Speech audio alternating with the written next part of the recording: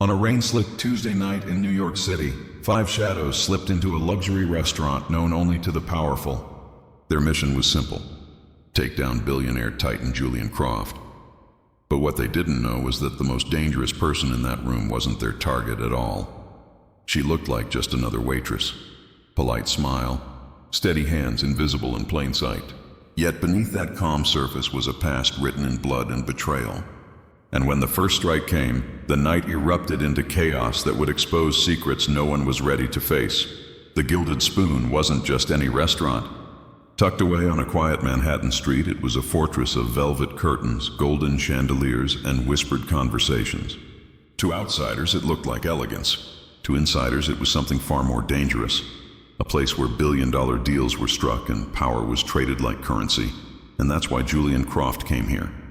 A man whose fortune dwarfed entire nations, Croft carried himself like a king among pawns. But for all his influence, he had enemies. Enemies willing to send in 5 of the most lethal operatives money could buy. Yet in that same room moved someone who went unnoticed. Mara, a waitress with a flawless smile gliding between tables as if born to serve. To the guests, she was invisible. To the staff, she was perfection. But behind that quiet mask lay a history no one could imagine. One that would soon make her the deadliest person in the room. The storm outside masked their arrival. 5 figures entered without a word, their movements too precise to belong to ordinary guests. No hesitation, no wasted motion. They weren't here for dinner. They were here for Julian Croft. At the center of the room, Croft raised a glass of wine, unaware of the danger closing in. His laugh echoed under the chandeliers, but the mood shifted the moment the operatives spread out like wolves circling prey. Their leader, Marco Bellini, was impossible to miss. Broad shoulders, eyes like cold steel, and the kind of presence that silenced a room. One glance at him, and you knew this was a man who never failed a mission. Guests kept sipping their drinks, too distracted by wealth and music to sense what was about to unfold. But Ara noticed. She always noticed. From behind her calm smile, she watched their formation, their subtle signals, and she knew instantly this wasn't a robbery. This was an execution. And when the first hand reached under a jacket, she decided the night would not go as planned. The air snapped like a live wire. Marco's hand dipped beneath his coat, and that was the moment Ara moved. In a blur, the polite waitress vanished. The wine bottle in her hand shattered across the skull of the nearest operative before he could even draw. Another turned, stunned, only to catch a cast-iron skillet to the jaw with bone-cracking force. The restaurant erupted into chaos. Guests screamed, glasses crashed, and the string quartet froze mid-note. But Ara didn't hesitate. Every motion was ruthless, precise, the kind of skill only someone trained in blood and shadow could display. One attacker lunged with a blade, and she slid under his arm, ripping a serving tray across his face with the speed of a hammer strike. Another aimed a pistol, but she was faster, twisting his wrist until the gun clattered to the floor before driving her elbow into his throat. In seconds, the so-called elite operatives were reduced to a pile of groaning bodies on polished marble. And yet, in the middle of the wreckage, Marco Bellini stood unfazed, watching her like a predator meeting another predator. The real fight was only just beginning. For the first time that night, Marco smiled. Not a friendly smile. The kind a wolf gives before it tears into prey. He drew his weapon with a smooth, deliberate motion, the black steel gleaming under the chandeliers. "Impressive," he muttered, his voice calm, almost amused. "But you're not walking out of here." Ara's chest rose and fell steadily, her eyes locked on his. No fear, just calculation. She shifted her weight, every muscle coiled like a spring. Around them, guests cowered under tables, too terrified to breathe. Then it exploded. Marco lunged first, his strike fast, lethal. But Ara wasn't there. She moved with lightning precision, sidestepping, countering, every motion sharp and controlled. His fists were sledgehammers, hers were scalpels, cutting, exact, deadly. A feint with a chair leg, a shattered glass turned into a blade, a kick that rattled bone. Neither gave ground. It was predator against predator, each testing the other, each refusing to fall. Then Ara saw it, her opening. Marco's eyes flicked just for a split second to the broken mirror behind her. That was all she needed.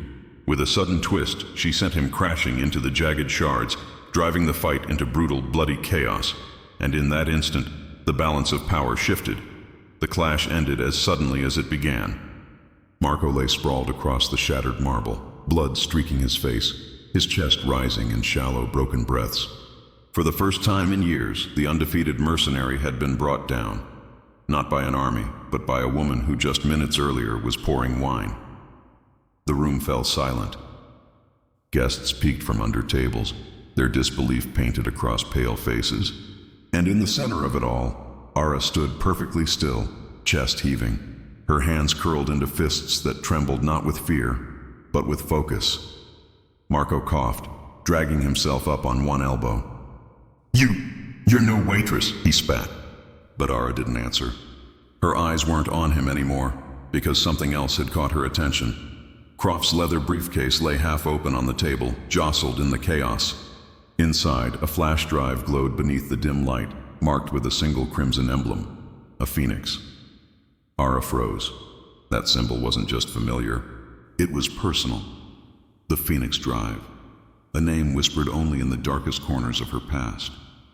Information so dangerous it could topple governments, erase fortunes, and expose every hidden hand that pulled the world's strings. And seeing it here, in Croft's possession, was a revelation she never expected. The night's mission wasn't just about survival anymore. It had just turned into something far more dangerous. Julian Croft finally rose from his chair, calm, composed, almost amused, as though the carnage around him was nothing more than dinner theater. He adjusted his cufflinks, his eyes never leaving Ara. "You move like someone I used to know," he said smoothly. "Tell me who trained you. Or should I say, who abandoned you?" The words hit harder than any punch. Ara's jaw tightened, her gaze flicking back to the Phoenix Drive, because she knew exactly what he meant. The Phoenix wasn't just data, it was connected to him, the mentor who had vanished from her life, the one who had forged her into what she was. Thorne Croft saw the recognition in her eyes and smiled like a man who just won a game of chess. Yes, Thorne's secrets live here. Every betrayal, every alliance, every dollar funneled through the shadows. And now it belongs to me, Ara's pulse hammered. This wasn't a mission anymore, it was a choice. Take the drive and vanish into the night, or confront the man who now held the keys to her past and her future. Croft stepped closer, lowering his voice so only she could hear. "Work for me, Ara. You've just proved what you're capable of. With you at my side, no one can touch me, or you can try to walk out of here alone, hunted by every enemy this drive exposes." The weight of the decision pressed in. One path meant power, answers, and a dangerous alliance. The other meant war against forces too vast to fight alone. And for the first time that night, Ara hesitated. The silence between them stretched, broken only by the distant rumble of thunder outside. Ara's eyes stayed locked on the Phoenix Drive, her reflection flickering in the polished surface. A lifetime of scars and secrets led her to this moment, and she knew there was no walking away unchanged. Finally, she slipped the drive into her pocket. Croft raised a brow, but before he could speak, she cut him off. "I'll work with you," she said, her voice low, steady, but on my terms. "I'm no one's pawn. Not yours. Not Thorne's. Not anyone's." For the first time, Croft's confident mask cracked into something else. Respect. He gave a single nod as though sealing an unspoken deal between predators. Around them, the restaurant staff began to emerge from hiding, their world forever shifted by what they had witnessed.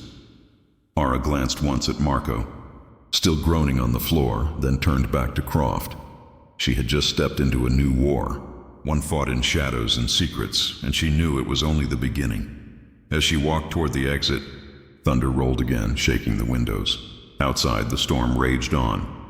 But inside Ara, something even more dangerous had been unleashed, because behind the mask of a waitress, a new empire had just been born.